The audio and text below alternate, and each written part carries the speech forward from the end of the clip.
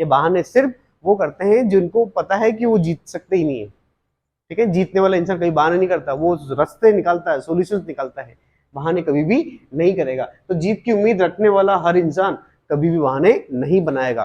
कोई भी काम करने जा रहे हो वो कर। हेलो बच्चों, तो आज अपन बहुत मोस्ट इंपोर्टेंट टॉपिक करने जा रहे हैं बच्चों, डिफरेंशियल इक्वेशन का। डिफरेंशियल इक्वेशन बहुत इंपॉर्टेंट चैप्टर है बच्चों। जेईई मेन में एक क्वेश्चन जरूर आता है उससे हर पेपर में, ठीक है ना। तो उसमें सबसे इंपॉर्टेंट जो सबसे ज्यादा क्वेश्चन पूछे जाते हैं वो पार्ट है बच्चों इसका लीनियर डिफरेंशियल इक्वेशन।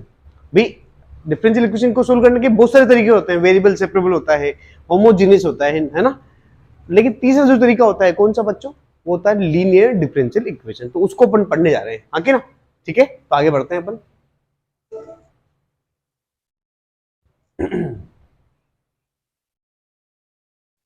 अब इसके बाद हम थोड़ा बहुत हमारे चैनल के बारे में बताते हैं। अगर आपको हमारा ये वीडियो अच्छा लगता है तो इस वीडियो को लाइक कीजिए, कमेंट करके बताइए कि आपको और कौन कौन से वीडियो चाहिए, है ना। शेयर करिए बच्चों के साथ, जो बच्चे जेईई मेन की तैयारी कर रहे हैं, जिनको मैथमेटिक्स में प्रॉब्लम है, ठीक है ना, जल्दी से रिवीजन करना चाहते हैं, शॉर्ट ट्रिक वीडियो चाहते हैं, वो सब यहाँ मिल जाएगा। सब्सक्राइब करिए हमारे चैनल को और बेल आइकन दबा दीजिए, ठीक है ना। ये हमारे चैनल है, यूट्यूब पर सर्च करोगे सबसे ऊपर मिलेगा। अब आपको वहां जाने पर क्या क्या बेनिफिट मिल जाएगा, वहां जाने पर आपको एक तो मोस्ट आस्क्ड क्वेश्चन मिल जाएंगे सभी चैप्टर के। अब तो कंप्लीट हो चुका है, जो भी 15-16 चैप्टर हैं, मोस्ट आस्क्ड जो सबसे इंपॉर्टेंट चैप्टर है उनमें से सबसे ज्यादा जो क्वेश्चन पूछे जाते हैं वो बताए गए हैं। मोस्ट इंपॉर्टेंट टॉपिक, हर जो चैप्टर इंपॉर्टेंट है उसमें से किस पर्टिकुलर टॉपिक से क्वेश्चन पूछे जाते हैं उसको मैंने एक्सप्लेन किया है अच्छे से, ठीक है ना। मोटिवेशनल वीडियो मिल जाएंगे आपको, जेईई मेन के क्रैश कोर्स के मैथमेटिक्स के वीडियो मिल जाएंगे, 1 से 1.5 घंटे में हर चैप्टर को रिवाइज करा रखा है। शॉर्ट ट्रिक वीडियो मिल जाएंगे आपको, ठीक है। ये बेनिफिट आपको मिल जाएगा यूट्यूब चैनल पे आने पे। चलिए तो अपन स्टार्ट करते हैं जो आज का differential equation, linear differential equation पढ़ रहे थे अपन, ठीक है। तो क्या होता है लीनियर डिफरेंशियल इक्वेशन, उसकी इक्वेशन दो तरीके का होता है ये, जिसमें केस वन ले लेता हूँ पहले तो मैं, केस वन। और वो केस वन क्या है भाई,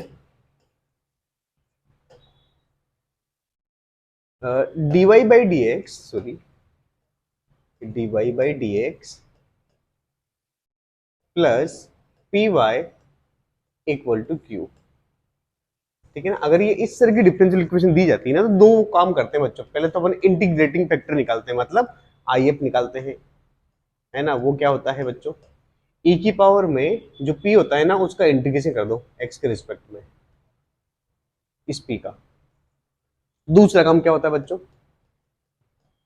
y इंटू, क्योंकि डिफरेंशियल y के ऊपर हो रहा है ना, तो y into I F, integrating factor निकाल के यहाँ रखना है। फिर उसके बाद इंटीग्रेशन, फिर q, ये वाला q इंटू इंटीग्रेटिंग फैक्टर, उसका भी इंटीग्रेशन कर देना प्लस c, ये करना रहता है अगर फंक्शन यहाँ dy बाई डी एक्स बनता है तो। लेकिन अगर केस टू है, अगर केस टू बन रहा है बच्चों, तो केस टू में क्या होगा, dy बाई डी एक्स की जगह आ जाएगा dx by d y, dx by d y. अब y की जगह x आ जाएगा तो यहाँ आ जाएगा px इक्वल टू q। तो सब कुछ उल्टा पुल्टा हो जाएगा। कैसे, जैसे इंटीग्रेटिंग फैक्टर कैसे निकालोगे, यहाँ पर अपन ने इंटीग्रेशन किया था x के रिस्पेक्ट में, यहाँ करेंगे y के रिस्पेक्ट में, ठीक है। तो कितना हो जाएगा, e की पावर p dy। सेकेंड, जब आंसर निकालोगे तो यहाँ पर अपन ने y यूज किया था, वहां x यूज कर लेंगे, तो x into integrating factor q into integrating factor, इसका इंटीग्रेशन यहाँ x के रिस्पेक्ट में था तो यहाँ y के रिस्पेक्ट में कर लेंगे प्लस c, ठीक है। तो यही करना है अपन को। अब अपन सीधा क्वेश्चन लेंगे, आप समझ जाओगे सीधा, ठीक है। ओके, तो आगे बढ़ते हैं, चलिए आगे बढ़ते हैं। ये आ गया पहला क्वेश्चन, ठीक है ना। पहला क्वेश्चन आ चुका अपने सामने, ठीक है। तो इसको सोल्व करते हैं भाई। यहाँ पर ये क्वेश्चन दिया गया था बच्चों, ये 2015 में आया था जेईई मेन में, जब इसको जेईई मेन कहा जाने लगा था, है ना। 13 से कहने लगा, 2013 से जेईई मेन आ गया था, है ना। उसके पहले AIEEE हुआ करता था। तो यहाँ पर ये डिफरेंशियल इक्वेशन दी गई, इसको सोल्व करके बताओ। वो आपके YE पूछ रहा है, मतलब कि अगर आपका फंक्शन निकल जाता है तो x की जगह e रख दो और बता दो क्या निकलता है। सबसे पहले तो अपन देखेंगे बच्चों, यहाँ पर ये फैक्टर मुझे कॉमन दिख रहा है, तो मैं इसी x log x से डिवाइड करता हूँ पूरा, तो क्या बचेगा बच्चों बताओ, dy बाई डी एक्स। यहाँ y था सिर्फ, तो यहाँ भी डिवाइड कर दोगे x log x से, और ये कट जाएगा यहाँ पर, तो यहाँ बच जाएगा सिर्फ 2। अब ये पहली वाला केस से कंपेयर हो रहा है ना, जो था ना पी वाई डी एक्स है ना, तो यहां से देखेंगे अपन, इस यहां से अगर देखें अपन p की वैल्यू तो क्या निकल के जाएगी, जो y का मल्टीप्लाई होता है उसको कहते हैं 1/x log x, और q निकल के आ जाएगा बच्चों 2। ठीक है, तो इंटीग्रेटिंग फैक्टर निकालते भी। ठीक है, तो वो हो जाएगा बच्चों e की पावर p dx, p मतलब 1/x log x dx। इसका इंटीग्रेशन करना आसान है, क्यों, log x को आप t मान लोगे, अगर log x को आपने क्या मान लिया बच्चों, t मान लिया, तो इसका डिफरेंशियल होता है बच्चों 1/x dx बराबर dt। ठीक है ना, तो अगर आपने इसको t माना है, इसको, तो dt क्या हो जाएगा बच्चों, dt हो जाएगा ये पूरा। ठीक है, तो ऑल ओवर क्या निकल के आ जाएगा अपना, अगर ढंग से देखें तो इसको इंटीग्रेटिंग फैक्टर आ जाएगा बच्चों e की पावर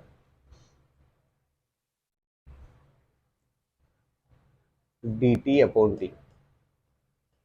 अब इसका इंटीग्रेशन कर दो, 1/t का होता है log t, तो e के अंदर आ गया log t, और बेस तो इसका e होता है, आप भी जानते हैं, कट जाएगा आपस में, बचेगा सिर्फ t।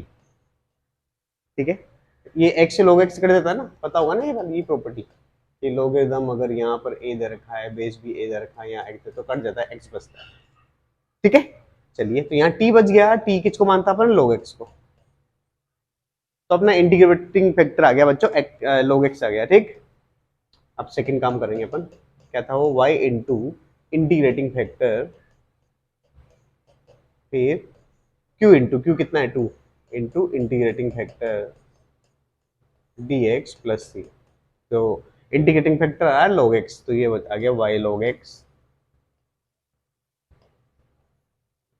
To log x dx plus c। ठीक है, अब log x का इंटीग्रेशन तो आप जानते हो, log x का इंटीग्रेशन क्या होता है, अपन बाई पार्ट्स निकालते हैं, क्या आता है वो, x log x -1 ऐसा कुछ आता है ना। कैसे करते हैं इसको, अपन करते हैं ना, ये log x इंटू 1 कर देते हैं, फिर है ना, फिर इसको तो 1 नाम देते हैं, इसको 2 देते हैं। ठीक है, तो फिर अगर आप इसका इंटीग्रेशन करते हैं, तो ये 1/x हो जाता है, ये x हो जाता है ना, तो कितना हो जाता है, देखो पहले अपन क्या करते हैं, फर्स्ट को छोड़ देते हैं, सेकंड का इंटीग्रेशन x है ना, माइनस, फिर फर्स्ट का डिफरेंशिएशन, सेकंड का इंटीग्रेशन, है ना। ओके, तो ये इस तरीके से x कॉमन ले लेंगे, तो log x -1 है ना, तो ये आ चुका है अपना, निकाल लेते हैं यहाँ से, तो ये आ जाएगा बच्चों y log x, 2 बार निकाल लिया, log x का आता है बच्चों x बार ले लिया, log x -1 प्लस c। ठीक है, अब अपन का आंसर आ चुका है। ठीक है, अब c निकालना, अपन को c के बारे में कुछ बोला गया है क्या, नहीं बोला गया है। ठीक है भी, c के बारे में कुछ बोला नहीं गया है क्या, solution of the differential equation. ठीक है, भी अपना ये आंसर आ चुका है, अब c को कैसे भगाएंगे, c को भगाने का भी तरीका आना चाहिए ना अपन को। तो फिर अपन अपनी मर्जी से, चलो ठीक है कोई बात नहीं, अपन अब यहाँ x की जगह e रख देंगे, क्योंकि आपसे क्या कह रहा है, y e की बात कर रहा है, y e का मतलब होता है बच्चों, जहां भी x आ जाए उसकी जगह e रख दो, तो ये y e निकल जाएगा। तो x की जगह e रख दोगे, तो log e तो क्या होता है, 1 होता है, यहाँ भी log e क्या होता है, 1 होता है, तो उसकी वजह से ये पूरा खत्म। तो यहाँ बच जाएगा y इक्वल टू सी, बच जाएगा y इक्वल टू क्या बच जाएगा बच्चों, कॉन्स्टेंट c बच जाएगा सिर्फ, आगे ना। ओके, तो कॉन्स्टेंट आ जाएगा, लेकिन अब यहाँ तो कुछ दिया हुआ नहीं है, यहाँ तो अपन कैसे कंडीशन निकालेंगे, लेकिन हाँ एक काम कर सकते हैं, y equal to C answer आ गया अपना। अपन एक काम कर सकते हैं जरूर, मैं इसको रब कर देता हूँ, अपना आंसर आ गया था y इक्वल टू सी आ गया था, कॉन्स्टेंट जो बचेगा। अब कॉन्स्टेंट निकालोगे कैसे, देखना बच्चों, इस इक्वेशन में भी अगर आप x की जगह e रखोगे, लेकिन फिर फायदा क्या होगा, तो यहाँ पर कुछ ना कुछ भूल गया है वो कंडीशन रखना, है कि नहीं।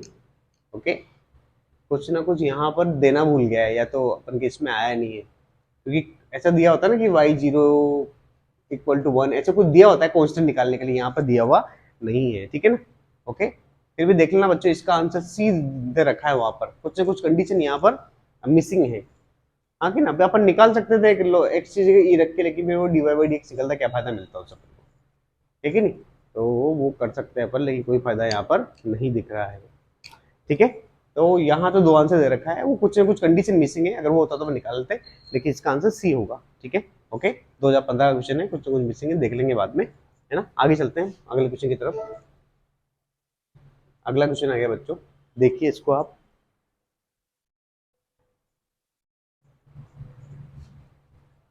अब इस क्वेश्चन में क्या दिया गया है देख लीजिए।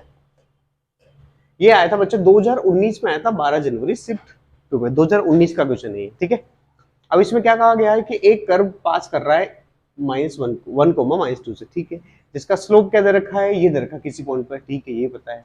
अब वो कह रहा है वो कर्व ऑल्सो पासेस थ्रू, मतलब वो कह रहा है कि कर्व इन चारों पॉइंट में से किस पॉइंट से गुजरेगा। अब अपन का काम क्या है कि सबसे पहले वो कर्व निकालना है, कर्व आ जाएगा तो सेटिस्फाई करा के देख लेंगे, ठीक है। तो सबसे पहले तो आपको dy बाई dx स्लोप दे रखा है, अरे स्लोप क्या होता है, dy बाई dx ही तो होता है, जो अपन को दिया हुआ है बच्चों, x square -2y upon x. X से डिवाइड करो, कितना बचा, एक्स से डिवाइड करने पे यहाँ बच जाएगा एक्स, यहाँ बच जाएगा -2y अपॉन एक्स, ठीक है। ढंग से इसको उधर भेज दोगे तो 2y dy बाई dx, ये बच जाएगा +2y upon x equal to x. तो ये लीनियर इक्वेशन में आ चुका है ना, लीनियर डिफरेंशियल इक्वेशन में, जहां पर p की वैल्यू कितनी होगी बच्चों, y का कोएफिशिएंट होता है, वो होता है 2/x, और q की वैल्यू आ गई बच्चों x। तो निकाल लेंगे अपन, क्या होता है।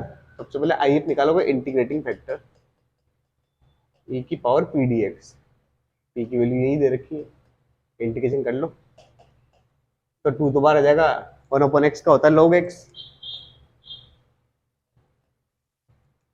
ये ऊपर चल जाएगा तो बच जाएगा e की पावर log एक्स स्क्वायर, और ये बेस ई रहता है, कट जाएगा, आपस में बचेगा एक्स स्क्वायर। तो अपना इंटीग्रेटिंग फैक्टर आ जाएगा एक्स स्क्वायर। तो अपन को करना क्या है, बस y इंटू इंटीग्रेटिंग फैक्टर, है ना, ये फॉर्मूला बार बार यूज हो रहा है इसलिए मैं डायरेक्ट लिख रहा हूँ।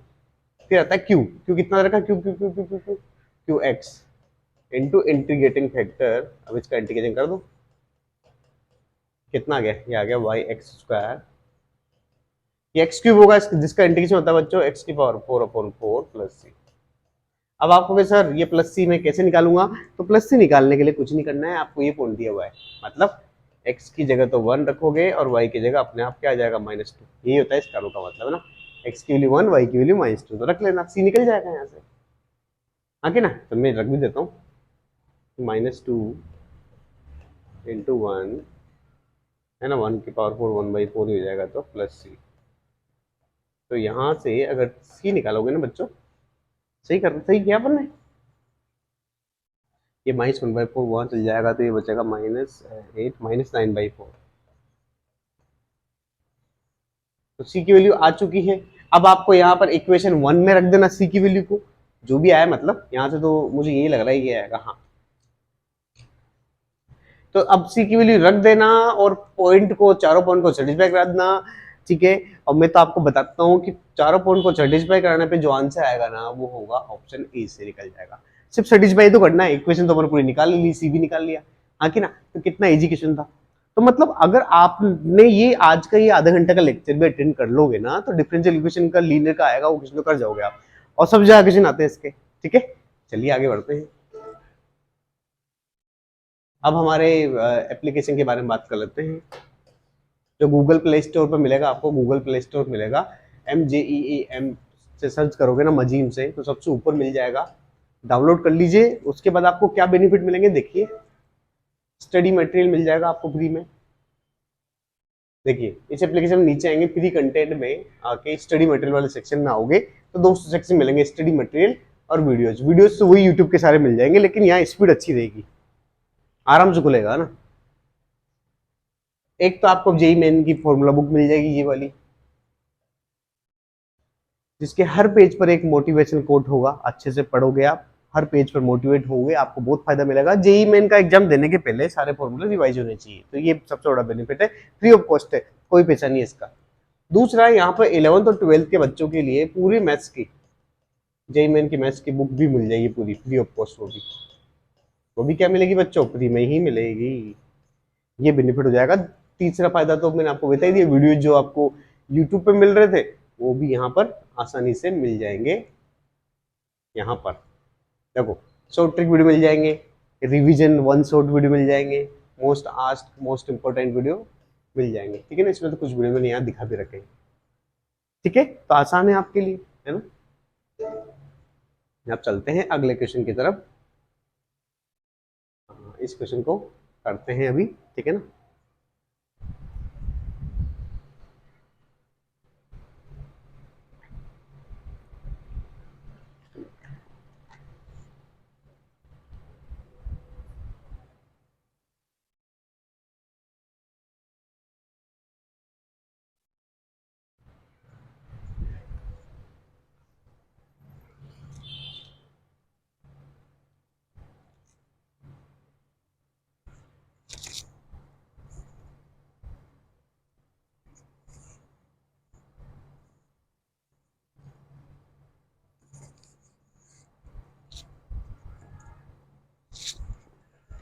चलिए, तो अपन चलते हैं इस क्वेश्चन को कर लेते हैं। ये 2019 में आया था बच्चों, 12 अप्रैल शिफ्ट 1 में। तो क्या है क्वेश्चन देखिए, ये एक इक्वेशन दे रखी है, डिफरेंशियल इक्वेशन, ठीक है। वो कह रहा है कि if the value of y is 1 when x equal to 1, मतलब y की वैल्यू 1 रखोगे तो x की वैल्यू 1 आ जाएगी। ये किसके लिए होता है बच्चों, कांस्टेंट निकालने के लिए। अब वो कह रहा है x की वैल्यू निकालो जब y की वैल्यू 2 हो, मतलब ऑल ओवर आपको डिफरेंशियल इक्वेशन सोल्व करनी है। तो आ जाइए, इस डिफरेंशियल इक्वेशन को सोल्व करने के पहले मैं पहले तो dy बाई dx निकाल लेता हूँ, ठीक है ना। ओके, dy बाई dx नहीं, यहाँ पर dx बाई dy निकलेगा। मतलब पहले तो मैं इस पूरे एक्सप्रेशन को dy से डिवाइड करता हूँ, तो क्या मिलेगा बच्चों को, देखो y square dx by dy plus x minus 1 upon y, है ना। dy तो डिवाइड हो ही गया। अब y क्यूब से डिवाइड करता हूँ, क्या मिलेगा, dx by dy y square से डिवाइड किया तो यहाँ आ जाएगा x अपॉन वाई स्क्वायर, और यहाँ आ जाएगा वाई क्यूब। ठीक है, इसको उधर फेंक दो तो क्या बच जाएगा, dx by dy x upon y square equal to 1 upon y cube. ठीक है, अब आराम से इसको सोल्व कर सकते हैं अपन। ये किस फॉर्म में आ गया बच्चों, दूसरा केस जो बताया था मैंने आपको उस फॉर्मेट में आ गया है। कौन सा फॉर्मेट मैं आपको दिखा भी देता हूँ ताकि आपको प्रॉब्लम ना आए। वो फॉर्मेट था बच्चों dx by dy plus p x equal to q. तो p की वैल्यू क्या निकलेगी, कंपेरिजन करने पर जो x का कोफिशिएंट होगा वो हो जाएगा 1 अपॉन वाई स्क्वायर, और q निकल जाएगा बच्चों जो 1 अपॉन एक्स क्यूब जो बाहर की तरफ है। ठीक है, ये तो अपन निकाल चुके हैं आराम से। अब इसको आगे सोल्व किया जाए। इंटीग्रेटिंग फैक्टर निकाल लेते हैं, आई एफ ई की पावर पी डी वाई आएगा इस बार, है ना। तो पी कितना रखा, 1 upon y square d y. 1 upon y का इंटीग्रेशन क्या होगा, 1 अपॉन वाई का मतलब होता है वाई की माइनस माइनस 2, तो इसका इंटीग्रेशन होता है बच्चों minus 2 plus 1 upon minus 2 plus 1, तो ऑल ओवर हो जाएगा बच्चों माइनस वाई की पावर माइनस 1, मतलब माइनस 1 अपॉन वाई हो जाएगा। अरे समझ में आ रहा है, ठीक है ना। तो इसको तो मैं हटाता हूँ, ये अपन को निकालना आता ही, फिर भी मैंने आपको बता दिया कि कैलकुलेशन में आपको प्रॉब्लम ना आए। तो ये हो जाएगा बच्चों e की पावर माइनस 1 अपॉन वाई। ठीक है, तो निकाल चुके हैं, है ना। चलिए तो रख देते हैं। सेकंड क्या होता है, आंसर जो निकालते हैं वो होता था x इंटू वाई की जगह इस बार हो जाएगा x इंटू इंटीग्रेटिंग फैक्टर, है ना। फिर q इंटू क्यू क्या है, इंटू इंटीग्रेटिंग फैक्टर dy, है ना, dx की जगह dy हो जाता है प्लस c। ठीक है, तो कर लेते हैं हम इसको।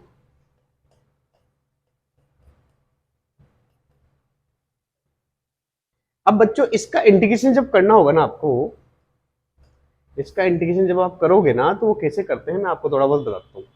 यहां पर आपको क्या करना पड़ेगा बच्चों, 1/y को t मानना पड़ेगा, जिसका डिफरेंस क्या हो जाएगा बच्चों, -1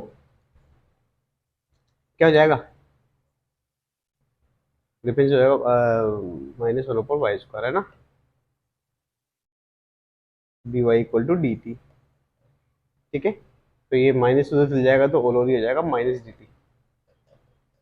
तो अपना ओलोर हो जाएगा बच्चों यहाँ से dt, है ना, e की पावर आ जाएगा -t और 1 में एक t बच जाएगा। समझ में आ रहा है? ओके, ऐसे ही करेंगे और क्या करेंगे।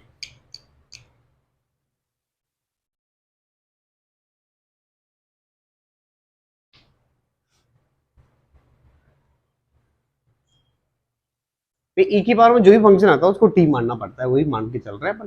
तो फिर ये प्रॉब्लम तो नहीं हो जाएगी अपन को, यहाँ पर को एक मिनट कुछ गड़बड़ तो नहीं कर दी अपन ने।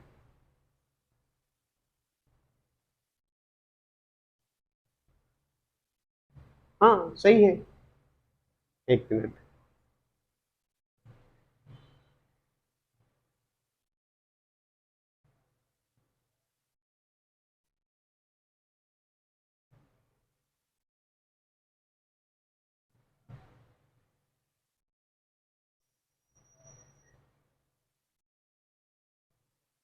हाँ सब सही कर दिया है, बस ये क्या है बच्चों, यहाँ पर टी नीचे क्यों आएगा, ऊपर आएगा ना।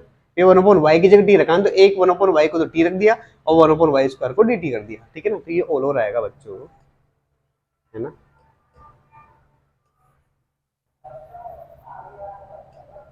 तो ये हो जाएगा बच्चों माइनस बाहर निकल जाएगा, p इंटू ई की पावर -t।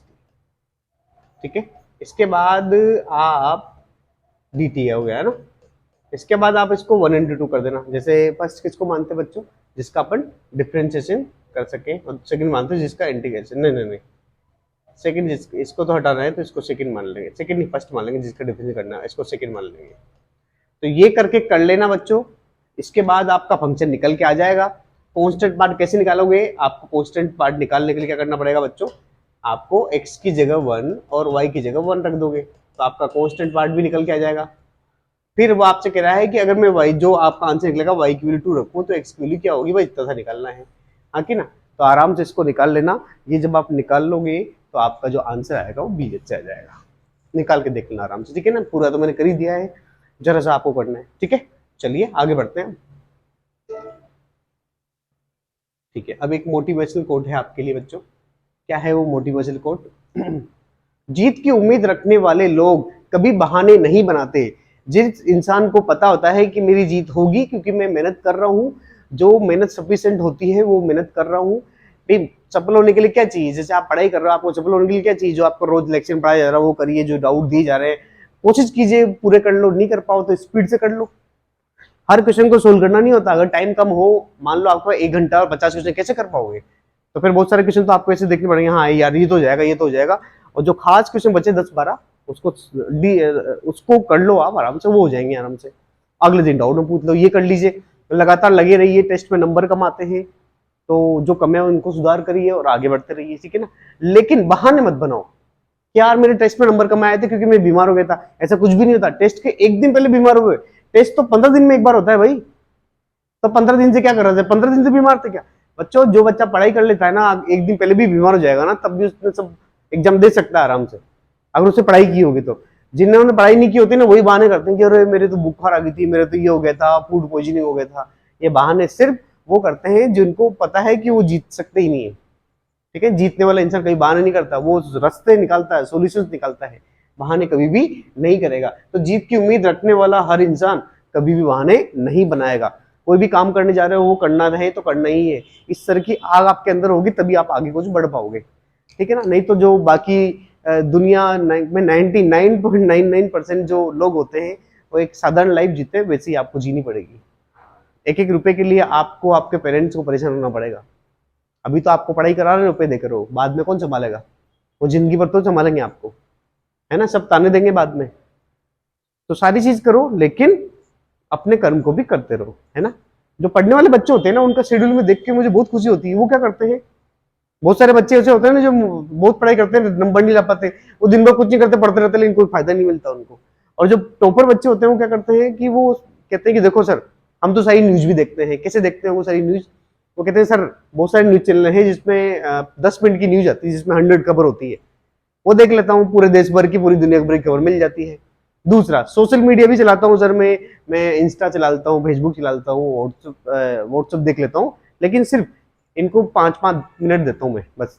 नोटिफिकेशन देखता हूँ जो काम के, वजह देखता हूँ, टाइम पास नहीं करता कि ये रील्स कौन सी आई है, टाइम पास नहीं करता। और बीच बीच में रिफ्रेश होने के लिए देखना पड़ता है, लेकिन मैं पढ़ाई में लगातार लगा रहता हूँ। ठीक है ना? हाँ कि ना? बहुत सारे बच्चे सुबह सुबह योगा भी कर लेते हैं। हाँ कि ना? तो ये आपको करना है। अगर आप बहाने बना रहे हो तो आप समझ लो आपका लाइफ में कुछ भी नहीं होने वाला। लेकिन आप अगर लड़ रहे हो, उसके बाद भी आपका सिलेक्शन नहीं होता, तो टेंशन लेने की जरूरत नहीं, आप सही ट्रैक पे हो। आपका यहाँ नहीं हुआ, आपका बहुत अच्छी जगह होगा बाद में। ठीक है, चलिए आगे बढ़ते हैं। ये मोटिवेशन रिपोर्ट था आपके लिए। चलिए अगला क्वेश्चन। हाँ, अब ये अगला क्वेश्चन आ चुका है आपके सामने। ये 2019 का क्वेश्चन है बच्चों, 10 जनवरी को शिफ्ट 2 में आया था। अब इसको कैसे करेंगे भाई? यहाँ पर जो एफडेसिक्स है ना, एफडेसिक्स का मतलब क्या होता है? D y by d x, और एफ ऑफ वाई का मतलब होता है, एफ ऑफ एक्स का मतलब होता है वाई, है ना? तो रख दो, कितना आ जाएगा ये? D y by d x equal to 7 3/4, f x की जगह रख दूंगा वाई, और ये हो जाएगा एक्स। ये होता है एफ एक्स का मतलब वाई होता है ना। ठीक है, तो इसको अगर ढंग से सोल्व किया जाएगा, एक साइड लेके आ जाओ इसको, तो बच जाएगा आपका d y by d x plus 3/4 y upon x equal to 7। तो बच्चों ये तो डिफरेंशियल इक्वेशन बन गई लीनियर वाली डायरेक्ट, जहां पर पी की वैल्यू क्या हो जाएगी बच्चों? 3/4 एक्स है ना, वाई का कोफिशिएंट, और क्यू क्या हो जाएगा? 7 हो जाएगा। फिर तो आराम से निकालना, अपन तो सारे क्वेश्चन ऐसे तो किए भी आज, है ना? तो इंटीग्रेटिंग फैक्टर निकालोगे भी, तो वो क्या हो जाएगा बच्चों? ए की पावर में पी डी एक्स, मतलब 3/4 को बाहर निकाल दो और 1/x का इंटीग्रेशन कर दो, तो ये बच जाएगा बच्चों e की पावर 3/4 log x। 1/x का log x होता है, ये पावर में चला जाएगा तो क्या बच जाएगा? e की पावर log x की पावर 3/4 बेस e। ये कट जाएगा आपस में, बच जाएगा x की पावर 3/4। ये तो बता ही चुका हूँ क्यों कटता है, है ना? ठीक है, आज 2-3 बार बता चुका हूँ। ठीक, तो दूसरा आपका काम क्या रह गया बच्चों कि y इंटू इंटीग्रेटिंग फैक्टर, फिर वापस आएगा इंटीग्रेटिंग फैक्टर कितना है? x की पावर 3/4 इनटू क्यू, क्यू कितना है? 7 दे रखा है, dx प्लस सी। बस आराम से कर लो अब तो। y इंटू एक्स की पावर 3/4, 7 बार आ जाएगा, इसका इंटीग्रेशन हो जाएगा बच्चों, इस 3 एक्स की पावर 3/4 +1 करने पर हो जाएगा 7/4, और नीचे भी 7/4 आ जाएगा, हाँ कि ना? प्लस सी, जिसमें से ये तो कट जाएगा, 4 ऊपर आ जाएगा, तो y इंटू एक्स की पावर 3/4, तो 4 ऊपर चल जाएगा तो 4 एक्स की पावर 7/4 प्लस सी। बस हो गया क्वेश्चन। अब तो कुछ भी नहीं बचा। आप सी कैसे निकालोगे बच्चों? सी निकालने के लिए इससे कुछ कुछ दिया है क्या यहाँ पर? अच्छा, सी की जरूरत नहीं पड़ेगी, अपन चाहे वो ये पूछ रहा है आपको ये निकालना है अभी, x into F of 1/x निकालना है। इसका मतलब ये होता है बच्चों, जहां भी x आ रहा है उसकी जगह 1/x रख दो, और क्या? जहां भी x आ रहा है उसकी जगह 1/x रख दो, आगे ना? ये होता है इसका मतलब। तो निकाल लेंगे अपन इसको। जब आप सोल्व करोगे बच्चों, इसको मैं अगर एफ ऑफ एक्स की फॉर्म में रख दूं वापिस, ओके, तो ये इसको जगह एफ ऑफ एक्स रख देता हूँ, तो क्या बचेगा? F of X equal to आ जाएगा बच्चों 4 एक्स की power 7/4 plus C upon X की पावर 3/4। अब ये निकालने के लिए आपको ये निकालना पड़ेगा आपको, तो जहां भी एक्स आ रहा है उसकी जगह 1/x रख देना, रख सकते हो, इंटू एक्स कर देना, और जहां भी एक्स आ रहा है उसकी जगह 0 रख देना। आपका आंसर दैट जाएगा, और वो आएगा बच्चों 4 आएगा। लिमिट एग्जिस्ट भी करेगी और ये भी आ जाएगा। अरे समझ में आ रहा है कि नहीं आ रहा है? हो जाएगा, आराम से निकाल लेना। अपन ने सारा कुछ निकाल लिया है, यहाँ कांस्टेंट निकालने की जरूरत नहीं है, यहाँ पे कुछ दिया ही नहीं ना कि कांस्टेंट निकालने के लिए। ठीक है, तो ये फंक्शन आ चुका है, इसको मैं एक्स की जगह 1/x रख देना बच्चों। ठीक है, तो 1/x रख दोगे तो ये एक्स की पावर 3/4 और जो भी हो जाएगा फिर उसको x से मल्टीप्लाई कर देना और क्या कर देना आखिरी में 0 रख देना, हाँ कि ना। तो अपना आंसर आ जाएगा 4। आराम से कर लेना, सोल्व आराम से आएगा, ठीक है। तो ये भी अपन ने कर लिया है ना। ये भी जेईई का आया हुआ क्वेश्चन था। सारे क्वेश्चन में क्या करता हूँ बच्चों, जो भी आपको इस तरह के क्वेश्चन बता रहा हूँ ना, most important most asked questions, तो मैं क्या कर रहा हूँ, और शॉर्ट ट्रिक में भी मैं आपको पीवाई के क्वेश्चन ले रहा हूँ। क्यों? ताकि आपको पता लगे कि जो एग्जाम देने जा रहे हो उसी में तो मैं आपको बता रहा हूँ कि जो कौन कौन से सबसे ज्यादा आ रहे हैं, कौन सा इंपॉर्टेंट टॉपिक है, और कौन से शॉर्ट ट्रिक लगा सकते हो आप पीवाई के क्वेश्चन पे ही, जो पुराने है ना। बहुत सारे लोग होते हैं जो शॉर्ट ट्रिक बताते हैं लेकिन वो क्वेश्चन एग्जाम में आता ही नहीं, ना कभी आए थे, तो फिर क्या फायदा ऐसे का, है ना। मैं भी काफी सारे देखता हूँ यूट्यूब पे पढ़ रहते हैं कि 3 सेकंड में, 5 सेकंड में, 10 सेकंड में रहो, क्या फायदा उसका जब वो क्वेश्चन एग्जाम में आ ही नहीं रहे, तो क्या फायदा ऐसे शॉर्ट ट्रिक का, ठीक है। तो मैं शॉर्ट ट्रिक वही बता रहा हूँ जो जेईई में आ चुके हैं, ठीक है। चलिए अब ये क्वेश्चन लास्ट क्वेश्चन बचा, 2021 में आया था बच्चों, ये 2021 में आया था 22 जुलाई शिफ्ट 2 में, ठीक है। अब इसको कैसे करेंगे देखो यहाँ ये दे रखा है, अब वायु 5/4 की वैल्यू दे रखी है, ये भी अच्छा हो गया। अब अपन क्या करते हैं बच्चों, यहाँ पर ये पूरा फंक्शन है बच्चों, ये मल्टीप्लाई में है, तो मैं क्या करता हूँ, पहले तो कोसेक स्क्वायर से डिवाइड करता हूँ पूरा, तो क्या बचेगा देखना, यहाँ बच जाएगा dy plus 2dx upon cosec square equal to, ये कोसेक स्क्वायर कट जाएगा, कितना बच जाएगा।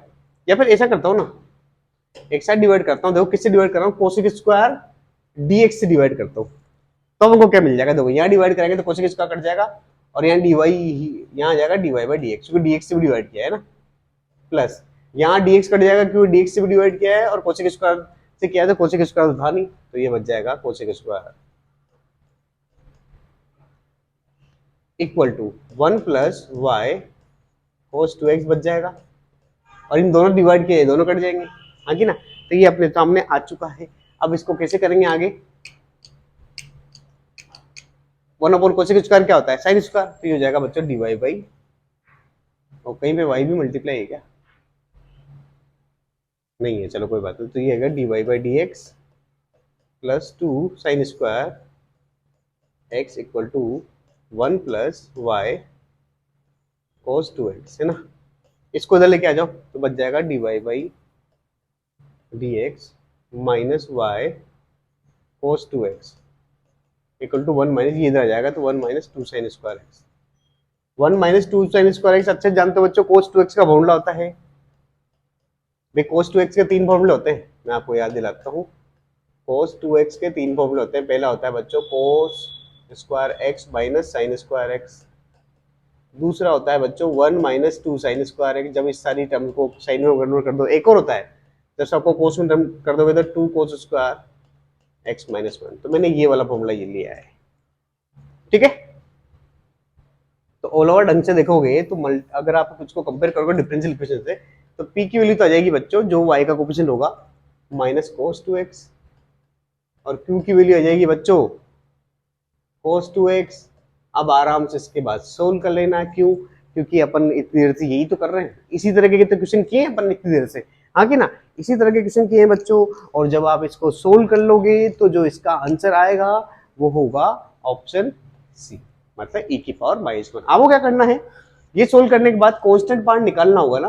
कांस्टेंट पार्ट कैसे निकालोगे बच्चों, आपको x की जगह रखना पड़ेगा π/4, तो y आ जाएगा 0, देखो ना, कह रहा है x की वैल्यू π/4 होगा तो y की वैल्यू 0 आ जाएगी, तो कांस्टेंट निकल जाएगा। फिर आखिरी में वो कह रहा है कि y ऑफ 0 निकालना पड़ेगा, फिर जब सब निकल जाएगा तो आपको x की जगह 0 रखना है और y की वैल्यू निकालनी है, और जो y की वैल्यू आएगी यहाँ रख देना, +1 करके होल स्क्वायर कर देना, हाँ कि ना। तो ये आपका आराम से हो जाएगा। अरे समझ में आया कि नहीं आया, ठीक है। तो इस तरीके से अपन ने ये सारे क्वेश्चंस कर लिए हैं। अब आपको हम क्या बताना चाहते हैं कि अगर आपको हमारा ये वीडियो अच्छा लगे तो इसको ज़्यादा से ज़्यादा बच्चों तक भेजिए, वीडियो को लाइक कीजिए, और कौन कौन से वीडियो आपको किस टॉपिक पे चाहिए, कौन सा हार्ड लगता है वो हमें कमेंट करके बताइए।